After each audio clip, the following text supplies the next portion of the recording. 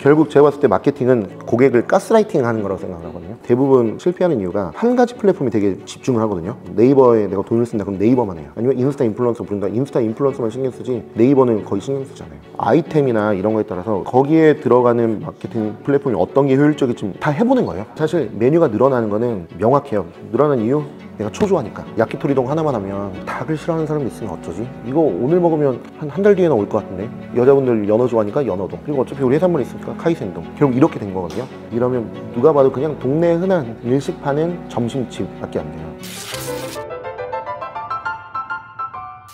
사실 물레동이 말씀하신 대로 다 젊은 사장님들이 들어왔고 전부 다 마케팅을 할 줄 아는 분들이에요. 저도 마케팅 회사를 하지만 마케팅을 하는 식당들이 많은 거는 뭐 여러 가지 지수로 볼 수 있지만 저는 주로 파워링크 입찰액을 보고 더 치열해졌구나 보거든요. 근데 물레동 맛집 같은 경우에는 파워링크 입찰액 1등이 2,200원이에요 10번 클릭했을 때 한 팀이 온다고 보면 한 팀을 모으기에 22,000원을 쓰는 건데 적자 생존으로 점점 간다고 생각을 하거든요. 그래서 저도 사실은 각 매장들의 마케팅에 집중을 했다가 지금은 아예 물레동 전체를 브랜딩하는 쪽으로 방향을 잡았어요. 그래서 어차피 지금 대표님도 매장이 여러 개잖아요. 그러니까 어차피 매장들이 붙어 있으면은 마케팅 비용을 하나로 합쳐서 단순하게 매장 하나하나의 마케팅을 하기에는 사실 출혈도 너무 크고 효율이 안 나오거든요. 저 같은 경우에는 운영하고 있는 매장이 다 반경 30m 안에 있어요.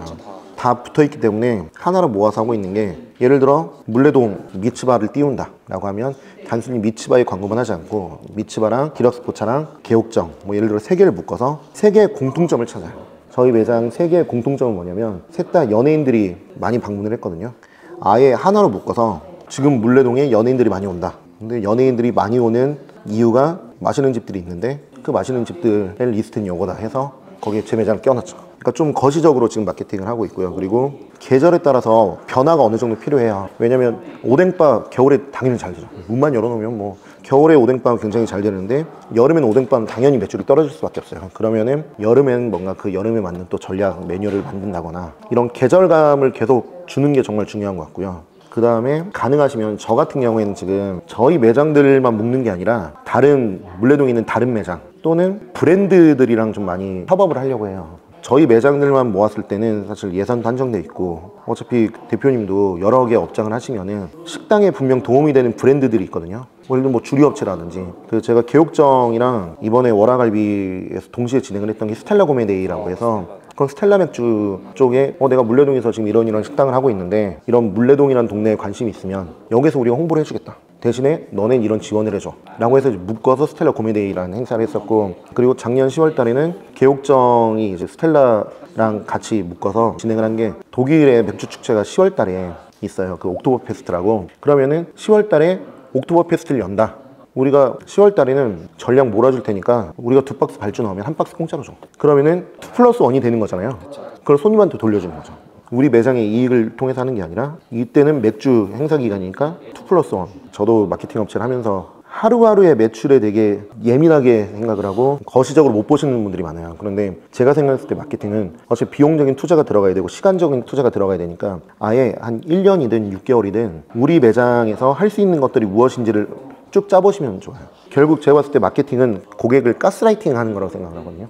고객들한테 오뎅바로 민다라고 하면 겨울에는 당연히 물레동의 오뎅바는 거기지. 근데 여름철에도 오뎅바로 계속 밀기에는 아이템의 한계는 분명 있어요. 네, 이거는 아무리 마케팅을 잘하고 해도 안 풀리니까 6, 7, 8월에는 뭐 얼음색 맥주라든지 이런 계절에 뭔가 우리가 좀 접목할 수 있는 거, 그런 식으로 좀 변화를 줘가면은 도움이 되지 않을까 싶습니다. 그 외식업계에서 할 수 있는 마케팅은 지금 크게 보면 대부분 실패하는 이유가 한 가지 플랫폼에 되게 집중을 하거든요. 네이버에 내가 돈을 쓴다 그럼 네이버만 해요. 아니면 인스타 인플루언서 부른다, 인스타 인플루언서만 신경 쓰지 네이버는 거의 신경 쓰잖아요. 결국에는 고객들이 어떤 행동을 하는지, 예를 들어 뭐 당근마켓에도 광고가 있잖아요. 당근마켓 광고를 하면 이 사람들이 광고를 태웠을 때 오는지 안 오는지는 식당은 모르잖아요. 오는 손님들마다 혹시 어떻게 찾아오셨어요? 물어볼 수도 없고, 내가 이 광고를 했을 때 효율이 얼마나 나오는지 보려면은 결국 그 플랫폼에 쿠폰들을 심어 놓는 거예요. 그러면 고객이 당근마켓을 보고 왔다. 당근에서 보고 쿠폰 했다. 그러면 이제 그 데이터를 쭉 모아놓으면은, 예를 들어 우리가 당근마켓에 이번에 10만 원의 돈을 썼는데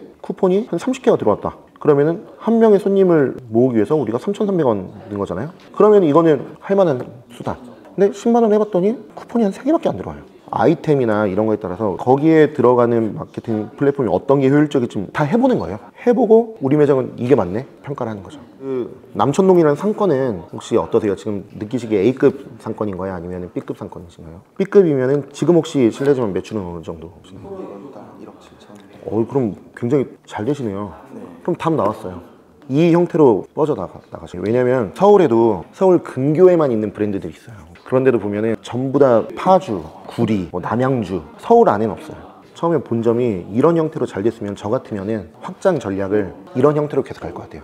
부산에 물론 외곽에 있는 곳의 파이가 서울 수도권의 외곽 파이보다는 작을 수도 있는데 지금 운영하시는 것처럼 주차 잘 되고 대신에 방문했을 때 매장 넓고 쾌적하고 뭔가 가족끼리 먹을 아이템들이 많고 그런데도 보면은 막 매출 보면은 막 2억 3억씩 찍어요. 네. 근데 당연히 임대료는 서울보다 저렴하죠. 네. 그래서 너무 A급지 시내로 와서 작은 평수로 하면은 지금 있는 이 매장의 정체성도 잃을 수도 있을 것 같거든요. 그래서 저라면은 같은 전략으로 이제 A급지로 가는 아이템들은 뭐냐면 굳이 우리가 멀리서 찾아가지 않아도 매일 방문할 수 있는, 그래서 사실 지금 아이템보다 오히려 가격도 더 낮춰야 될 수도 있고요. 지금 매장과는 다른 전략이 필요한 거죠. 굳이 그렇게 하지 않고 성공했으니까 크게 갈 것 같습니다.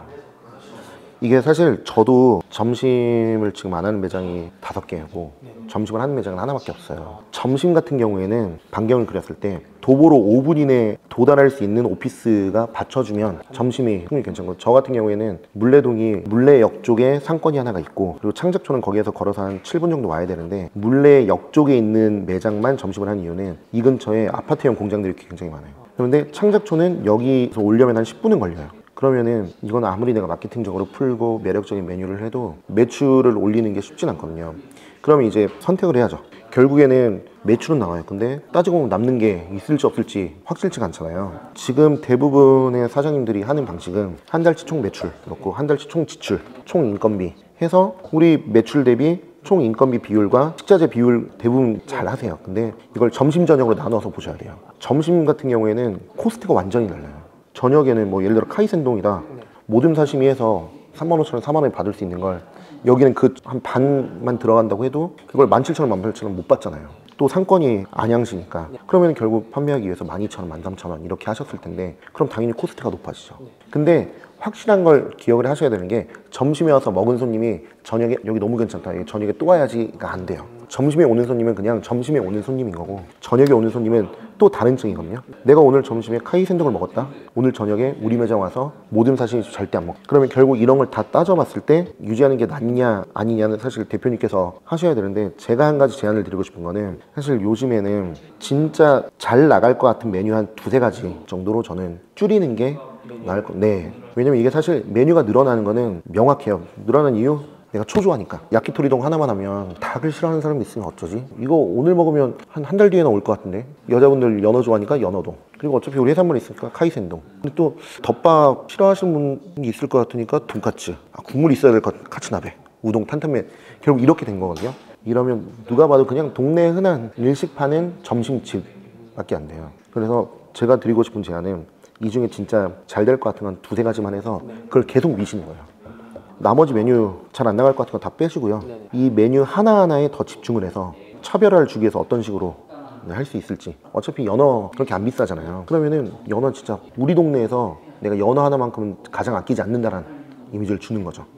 아예 뭐 하루 5그릇 한정, 특 카이센동, 뭐 특 사케동 이런 식으로 하면은 보자마자 와 비주얼 미쳤다 되면은 자연스럽게 사람들 사진 찍어 올리고, 그럼 이제 자연스러운 바이럴이 되는 거죠. 된장국을 하더라도 그냥 미소 된장 말고 거기에 뭐 제첩이라든지 이런 거 어차피 요즘 손질된 거 잘 나오잖아요. 해서 뭐 제첩 미소식으로 그런 식으로 이제 조금만 변화를 주면 사람들이 느끼기에는 야 여기 진짜 가성비 미쳤더라. 이게 만약에 홍대나 합정, 연남동이면 안 먹혀요. 근데 안양이라든지 물레동도 마찬가지예요. 실제 동네 주민들 또 이런 분들을 상대로 하는 곳에서는 이런 전략이 먹히는 거죠.